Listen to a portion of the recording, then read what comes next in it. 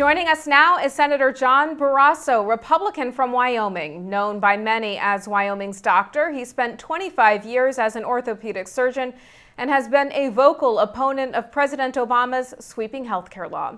Senator Barrasso is chairman of the Senate Republican Policy Committee. And Senator, thank you so much for being with us today. Thanks for having me. Well, you were there in the Supreme Court this morning as the justices heard arguments in the state's case challenging the constitutionality of Obamacare. From the justices' remarks, the four conservative justices seemed very critical of the individual mandate, while Justice Kennedy considered the court's swing vote was expressing reservations that the mandate could significantly alter the powers of the federal government. One justice even asked, what is next? Does this mean folks will be forced to buy burial insurance? Does this suggest to you that the individual mandate will be struck down?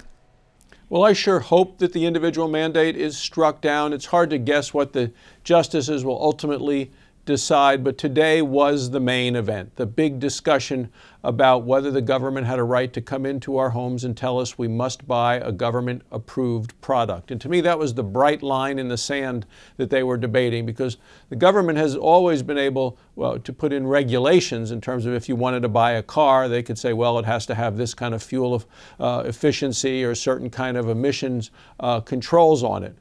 But never could they go and say, and you have to buy the car. Well, now they're saying, and you have to buy the insurance. So that, to me, was the big line in the sand in the discussions, and the one that I believe that the Supreme Court ought to strike down. Now, as a physician and also as a public servant, can you put into perspective for us just how critical the Supreme Court's ruling will be for Americans?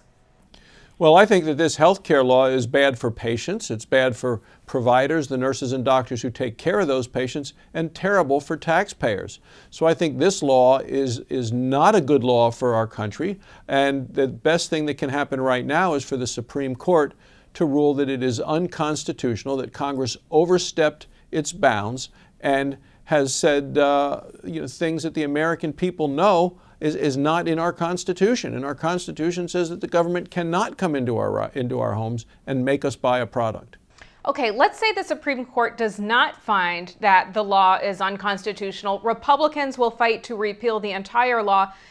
Is repeal contingent, though, on a Republican winning the White House this fall, considering that once Americans start receiving benefits when the law goes into effect in 2014, it will be much harder to repeal then or later? Well, I think that if the Supreme Court rules that this health care law is constitutional and stands, then I think that voters will be much more motivated to come to the polls in November and to vote to remove President Obama from the White House and vote to remove the Democrats who voted for this in the first place. Because, even in a recent New York Times survey, only 24% of Americans believe that the law should be upheld in the Supreme Court. The others say it should be struck down either in part or in total. So you still have 3 out of 4 Americans are saying no thank you, and if the president, even if the Supreme Court upholds the president, the American people are going to be outraged. Is there a difference in your view between Obamacare and the Massachusetts health care insurance reform law, otherwise known as Romneycare, advocated by then Governor Mitt Romney in 2006?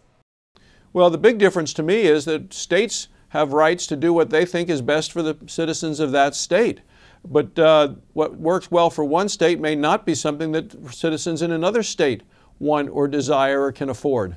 But I will tell you, this health care law is a mandate for the entire country, and it's something we cannot afford. And across the country, people believe that their health care will be worse, not better, under this law, and the costs will be higher, not lower.